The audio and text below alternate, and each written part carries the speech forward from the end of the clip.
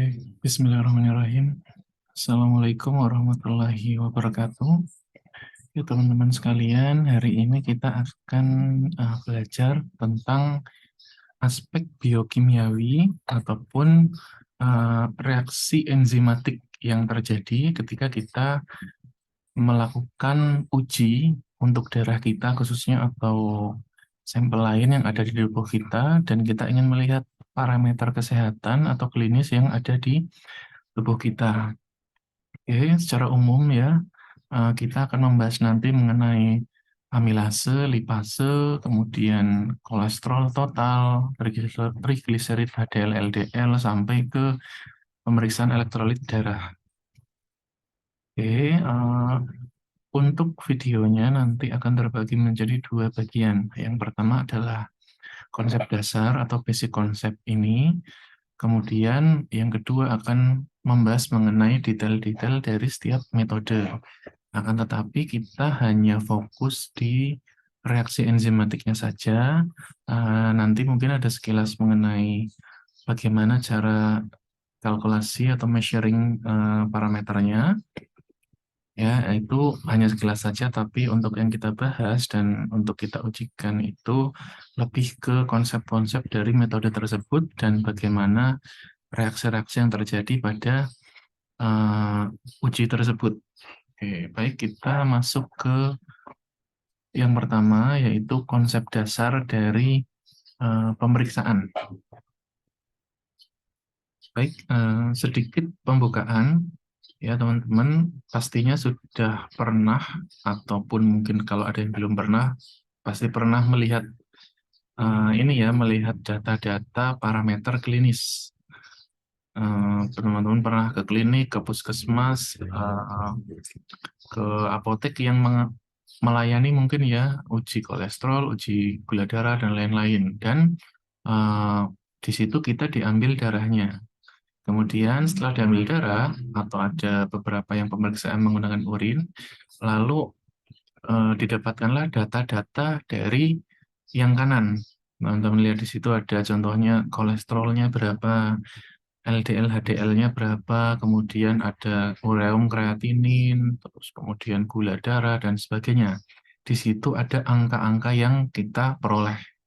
Nah, untuk mendapatkan angka-angka tersebut, kita harus melakukan suatu serangkaian reaksi pengujian yang melibatkan reaksi-reaksi enzimatik tertentu atau metode lain, sehingga kita dapat ukur secara cukup akurat kadar-kadar parameter tersebut dari dalam tubuh kita, ya.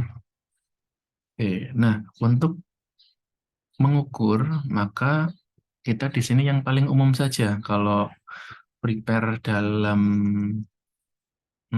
uji, teman-teman kalau diambil kan biasanya paling banyak darahnya ya. Maka kita di sini akan membahas mengenai preparasi darahnya sebelum diambil untuk sampel uji ya. Nah, biasanya teman-teman diambil darah dulu yang kiri kan. Kemudian setelah diambil darah, maka tenaga kesehatan akan mentreatmentnya, ya. Kalau teman-teman lihat dari A dan B yang gambar kanan, A itu ketika darah kita baru diambil. Nah, biasanya di dalam tabung itu sudah ada antikoagulan, sehingga darah kita tidak menggumpal, tidak cepat menggumpal, dan nantinya akan ditreatment sehingga jadilah B, yaitu komponen yang sel darah merah kita itu memisah ya menjadi dia mengendap. Kemudian di atas itu masih ada sisa cairan-cairan dan partikulat kecil yang belum mengendap. Nah, kalau yang B ini kita perbesar lagi komposisi yang ada dalam darah kita, maka hasilnya adalah seperti ini. Ya, ini darah yang sudah terpisah. Nah, teman-teman lihat di situ ada kiri, ada yang kuning itu merupakan cairan plasma, dan yang bawah itu merupakan endapan dari eritrosit, dan di tengah-tengahnya itu merupakan suatu bavikot yang di situ isinya dia merupakan lapisan yang di situ isinya adalah platelet dan leukosit. Nah,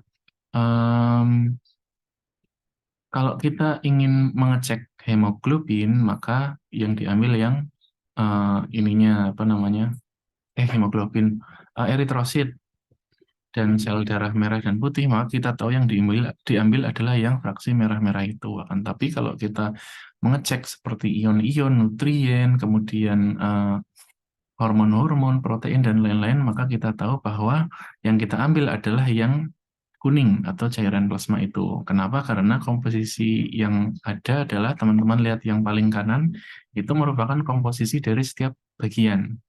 Bagian yang kuning, ya, dua gambar yang kanan, paling kanan dan sebelah kirinya itu merupakan penjabaran dari komponen-komponen yang ada di dalam satu sampel darah ini. Yang kuning itu ada protein 7%, kemudian relatif ya, plus minus 7%, kemudian airnya itu yang paling banyak, kemudian ada partikulat kecil lain yang dia sifatnya padat, ya, ada yang berbentuk ion, kemudian ada nutrien-nutrien lain, kemudian dan banyak lainnya yang dia bukan terlarut, terdispersi dalam cairan kuning ini. Oke, ya. Nah, cairan kuning inilah yang nantinya akan kita pakai. Nah, bagaimana cara memisahkan yang tadinya merah seperti ini menjadi terpisah? Oke, ada dua cara. Yang pertama, kita diamkan saja selama beberapa jam hingga semalaman, tentunya dalam kondisi tertentu yang mengharuskan mungkin misalkan harus dalam suhu ruang atau suhu rendah atau dan lain-lain, itu nanti tergantung pengujiannya. Nah, kalau tidak, kita bisa langsung lakukan sentrifugasi atau centrifuge. Ya, centrifuge itu maksudnya kalau teman-teman pernah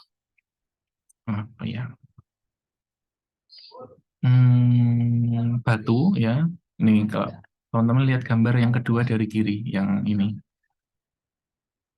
Gambarannya seperti ini. Teman-teman misalkan ada batu diikat, ya, kemudian teman-teman pakai tali, kemudian diputar-putar lah gitu. Nah, gaya yang dialami batu di sini itu dia akan geraknya ke sini, ke kanan, oke ya. Kemudian nanti akan terjadi gaya di mana dia akan terdorong keluar dan ada gaya balik juga yang ke dalam. Nah, pada kasus sentrifuge ini itu sama. Jadi gaya dorong yang ada di sini itu dalam tanda kutip mirip seperti gaya gravitasi yang ada di kita alami. Artinya partikel-partikel itu akan mendapat dorongan ke bawah, sehingga partikel-partikel yang lebih besar ukurannya atau dia lebih berat, biasanya dia akan cepat mengendap duluan. Intinya untuk mempercepat pengendapannya. Kalau didiemin kan lama tuh, karena mereka mengendap berdasarkan gaya gravitasi yang biasa kita, yang normalnya ada di bumi, kan? Tapi kita tambah lagi gravitasinya sehingga mereka cepat mengendap. Dan hasilnya ketika kita putar-putar ya, sampel yang kita taruh di sini, set gitu kan, kemudian kita tutup dan dia akan mutar terus sehingga didapatkanlah, ini gambarnya seperti ini ya, yang tadinya before itu dia masih terdispersi, afternya ketika sudah selesai maka akan ngumpul di satu sisi. Ini endapan-endapannya dan didapatkan cairan yang kita namakan supernatan. Oke, maka dapatkanlah seperti ini. Yang putih biasa kita sebut dengan supernatan, kalau bahasa biokimia lainnya ya, bukan bahasa darahnya. Kemudian yang ini endapan atau platelet. Oke, nah dalam proses preparasinya, kadang darah itu dibagi menjadi dua macam treatment, yaitu dengan ditambahkannya antikoagulan atau tanpa ditambahkan antikoagulan dan mereka dibuat mengendap dengan alami. Ya, di sini hanya perbedaan istilah saja. Kalau darah yang didiamkan atau disentrifuge, ketika dia ditambahkan antikoagulan, yang artinya darah itu tidak akan menggumpal karena darah segar itu kan ada suatu zat antikoagulan seperti itu ya.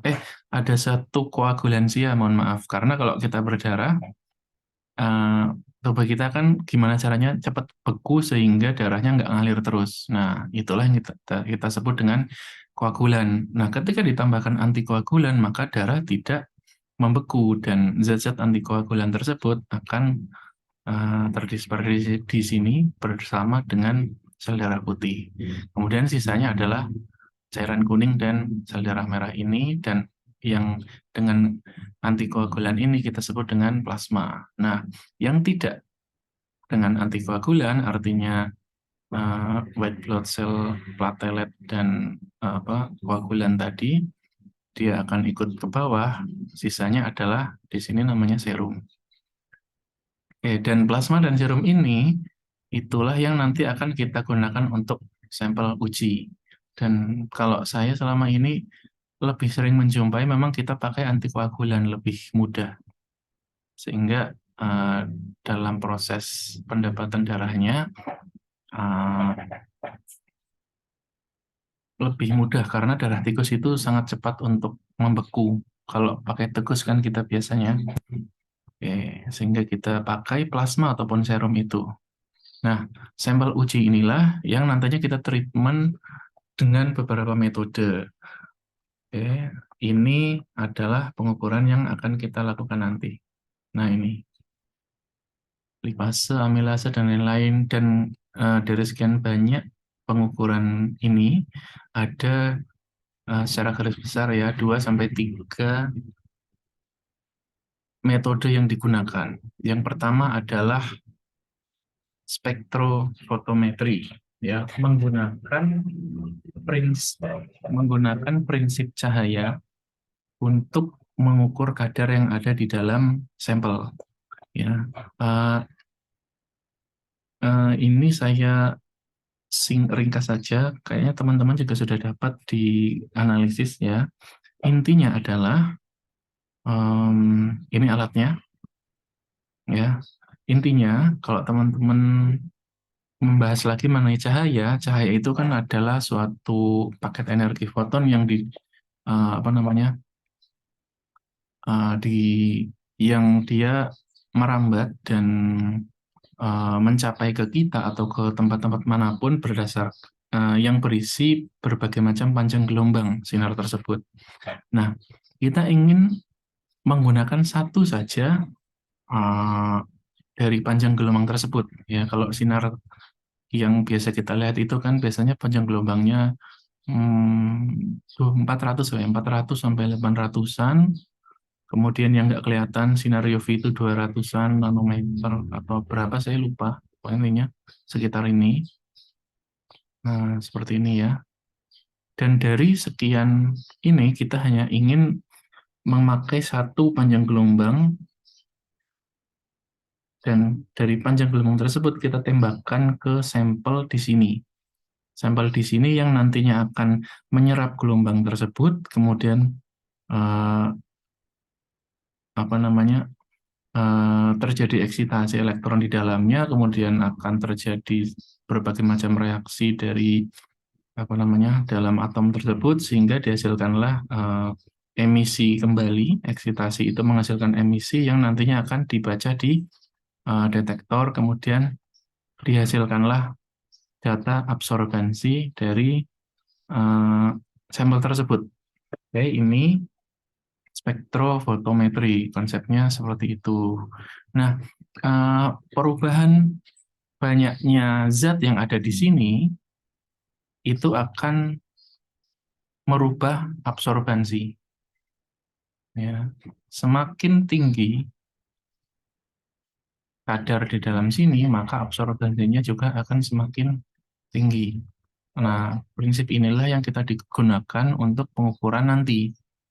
Nah, untuk mengukurnya, kita memerlukan 2 macam sampel. Yang pertama sampel khusus standar, yaitu zat yang kita ketahui kadarnya. Yang kedua yang belum kita ketahui, ataupun di sini kita sebut dengan sampel kita. Sampel yang ingin kita uji. Nah, dari keduanya ini kita baca semuanya di spektrofotometri, biasanya sih UV. atau UV vis. Dua-duanya bisa. Ya, spektrofotometri UV vis ini. Kemudian diukur absorbansinya. Nah, data absorbansi inilah yang nanti digunakan untuk kita gunakan. Untuk membuat apa namanya kurva absorbansi seperti itu. Oke, nah ini sekilas yang akan kita bahas nanti untuk pengukuran metodenya. Teman-teman di sini lihat yang baik standar maupun sampel uji itu berisi dengan zat yang ingin kita uji. Di sini saya ambil contoh kolesterol. Kolesterol ini biasanya berupa ada yang kolesterol bebas maupun kolesterol ester, yaitu bentuk esternya. Nah, sampel-sampel yang kita uji di sini, kita treatment dengan reaksi-reaksi enzimatik. Dia dari kolesterol ester, kalau dia dalam bentuk ester, kita hapus menjadi kolesterolnya, esternya dalam bentuk esternya kita buang, didapatkan kolesterol, kemudian dengan serangkaian reaksi enzimatik menjadi koles 4N3-on, nanti dihasilkan H2O2 yang secara stoikiometri itu bisa kita hitung, tetapi kita fokus di hasil H2O2 ini nantinya akan direaksikan dengan salah satu pewarna yang menghasilkan zat yang bisa berwarna, dan biasanya zat yang berwarna inilah yang nanti kita sampel kita pakai ini yang diukur absorbansinya seperti itu. Nah, besarnya kadar sampel yang kita pakai di sini hingga nantinya ke sini ke fluorescent ini itu akan berefek dengan absorbansinya. Semakin besar kadar sampelnya, maka biasanya absorbansinya akan semakin tinggi atau warnanya akan semakin pekat. Oke. Maka seperti ini contohnya, ya, pada lambda tertentu yang di sini ada lambda maksimal, kita ambil titik di mana mereka apa namanya? Pada lambda 550-an sekian gitu ya, 555 misalnya kayak gini. Di sini, maka perpotongannya ke sini ini adalah absorbansinya 0, sekian. Terus yang kedua kadar 61 mikromolar, dia 0, sekian hingga sampai ke paling atas dia kadarnya dia absorbansinya 1, seperti itu. Tetapi pada prakteknya memang biasanya kita mencari kadar yang absorbansinya menghasilkan 0,2 sampai 0,8. Biasanya rata-rata seperti ini. Ya, tetapi intinya ada hubungan antara kadar dengan absorbansi yang dihasilkan. Nah, ketika kita buat datanya, kita buat data lagi di sini seperti ini, menjadi absorbansi dan kadar, maka didapatkanlah garis seperti ini dari titik-titik yang dihasilkan. Mungkin kalau dalam percobaan tidak akan ideal ya, mungkin garisnya akan seperti ini.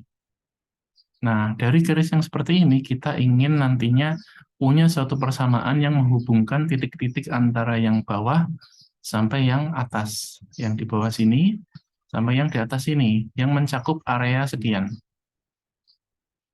Maka kita nanti sebut di sini dengan regresi linear. Adanya suatu garis yang dia lurus.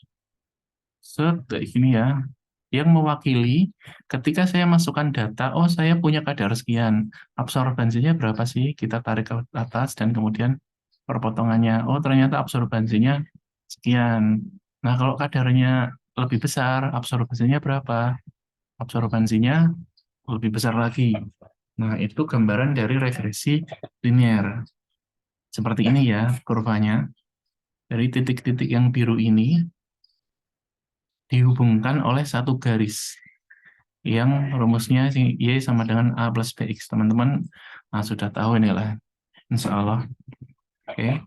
Dan ini didapatkan dari standar, artinya kadarnya sudah diketahui. Maka pertanyaannya adalah, kalau kita punya sampel, ya kita fokus ke yang atas ini, kita punya sampel, maka sampel itu ketika menghasilkan kurva nantinya dicek, ternyata dia ada di sini, titik sini. Ya, dan dia absorbansinya sekitar sini, 0,9 misalnya gitu. Nah, kita tahu bahwa kadarnya berada di antara 99 mikromolar dan 76 mikromolar. Tetapi exactly-nya berapa kadar yang dia punya. Nah, disitulah kita lakukan interpolasi dari data sampel tersebut 0,9.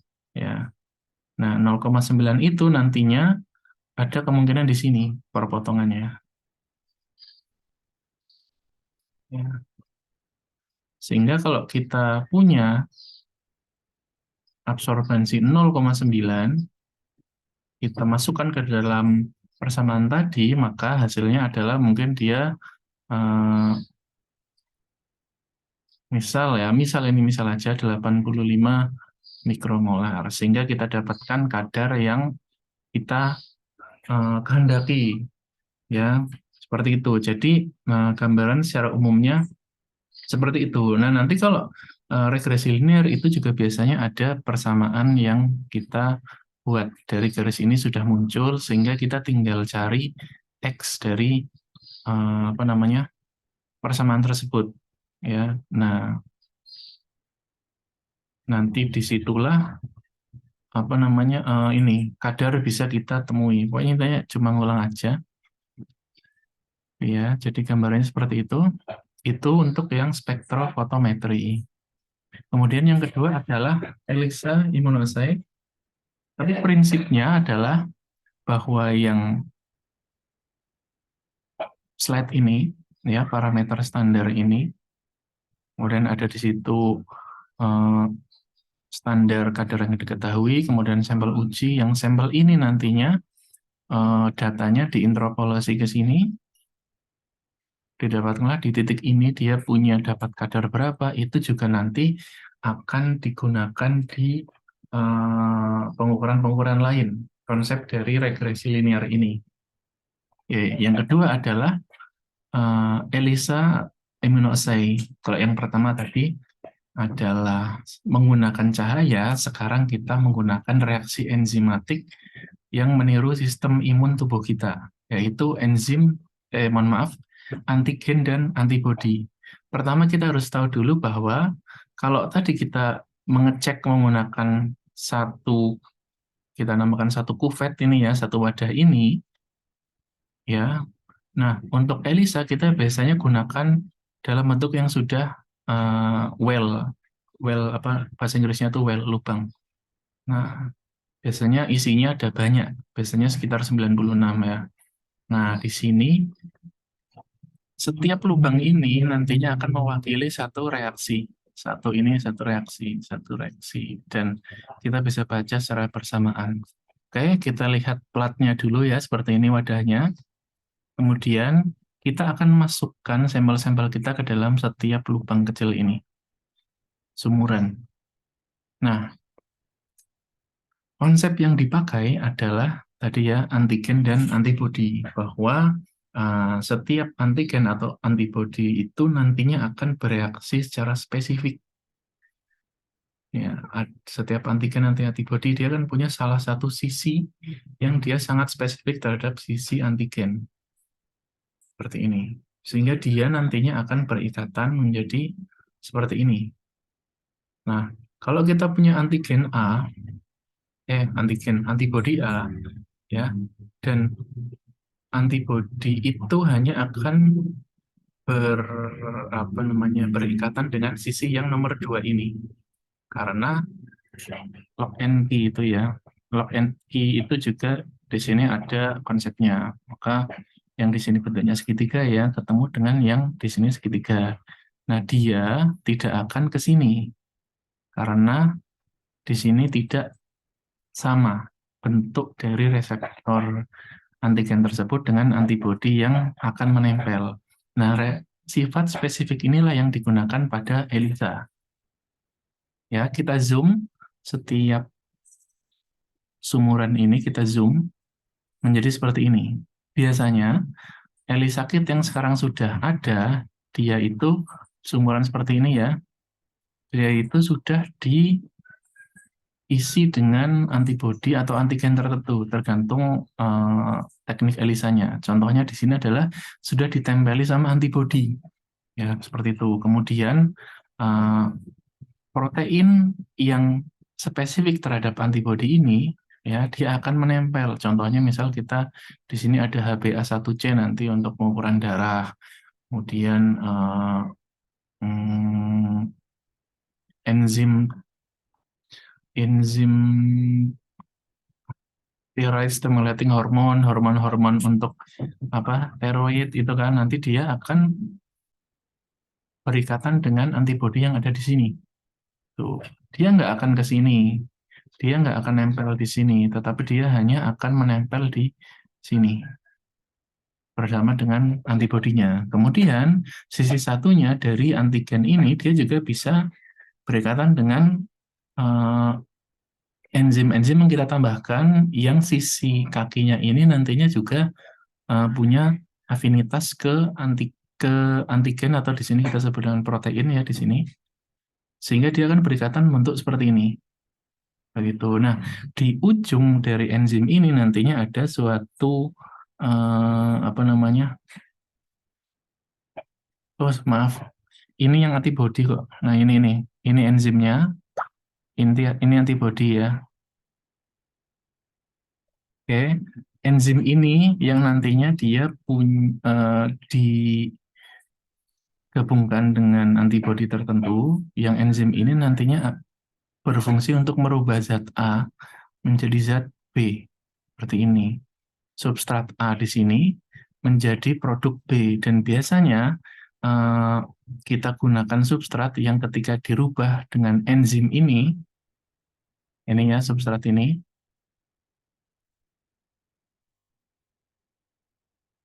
dia akan menjadi produk B, yang produk B ini menghasilkan warna seperti ini. Nah, kalau kita ingat zat yang menghasilkan warna atau dia berubah menjadi kuning, kita ingat dengan yang konsep seperti ini tadi, spektrofotometri ya, yang ini dia warnanya kuning, ya. Nah, ketika kita sudah mendapatkan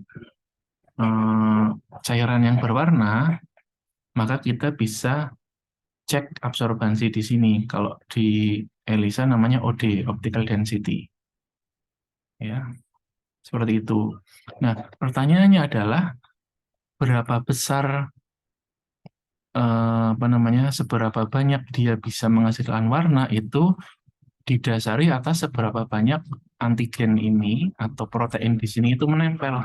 Kalau nempel 3 di sini, dia makin cepat kuning atau makin pekat kuningnya. Tapi kalau yang nempel cuma 1, misalkan di sini dok, jadi cuma di sini aja, maka ya kuningnya nggak kuning-kuning banget. Dan sama kayak tadi, bahwa perbedaan warna ini nantinya berkaitan atau terhubung langsung dengan perbedaan kadar dari standar. Nah, untuk membaca maka kita punya microplate reader yang fungsinya hampir mirip dengan spektrofotometri tadi, akan tetapi caranya adalah kita teruskan, intinya sama mirip seperti tadi ya, kita teruskan cahaya, kemudian setiap plate ini kita ukur optical density-nya.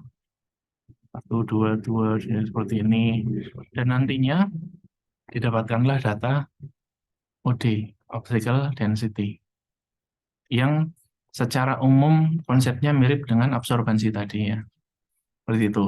Nah, biasanya untuk ELISA ini kita pisahkan. Tadi kan ada 96 sumur kan, 96 sumuran. Nah, biasanya kita pisahkan nih, kita punya sisi tertentu yang dia khusus untuk standar, yang merah ini, dari kadar kecil 0,5, 1, 2, 4, 8, sampai 32. Kemudian di area biru inilah yang kita pakai untuk sampel. Makanya kita bisa lihat bahwa kita bisa running banyak sekali data dalam satu kali pengujian. Seperti ini ya. Dan yang merah inilah yang nantinya kita buat menjadi kurva standar.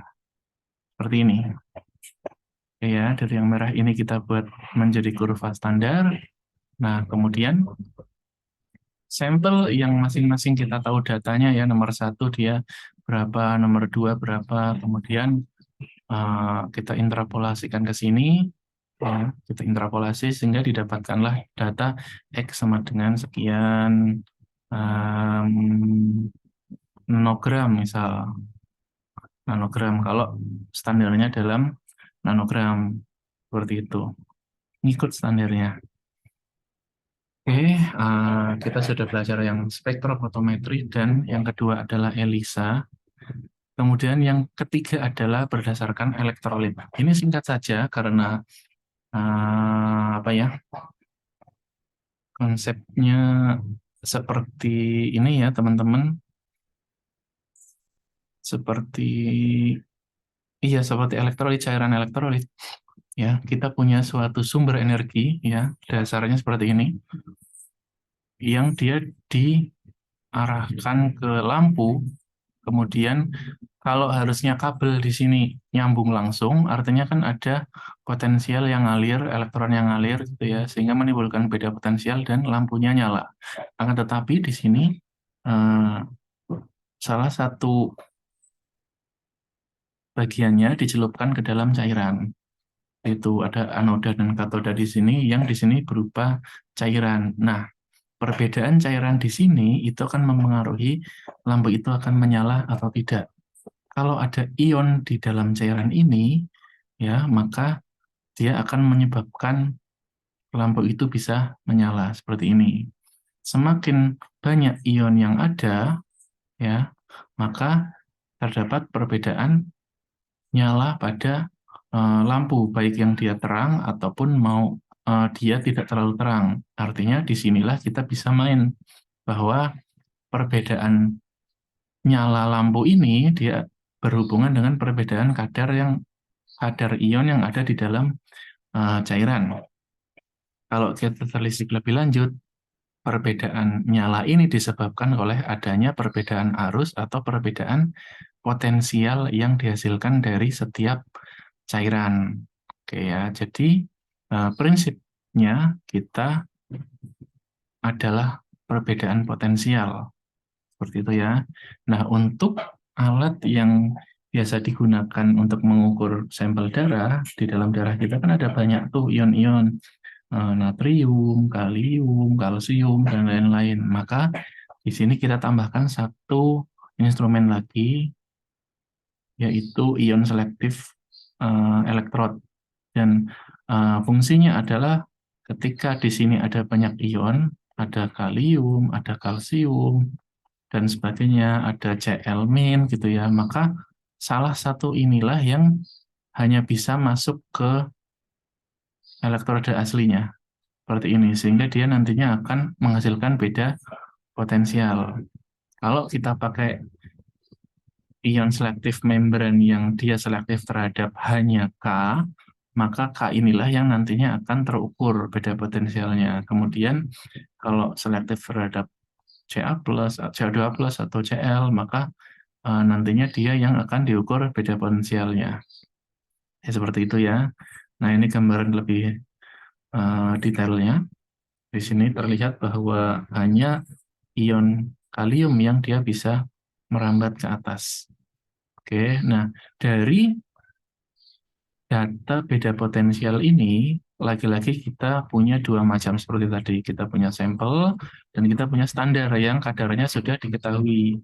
Kemudian kita buat kurva bakunya atau regresi linearnya. Kemudian kita dapatkanlah ya regresi linear ini, sampel yang datanya kita tahu tetapi kadarnya tidak kita tahu, maka kita interpolasikan lagi sehingga didapatkanlah kadar dari sampel yang kita kehendaki.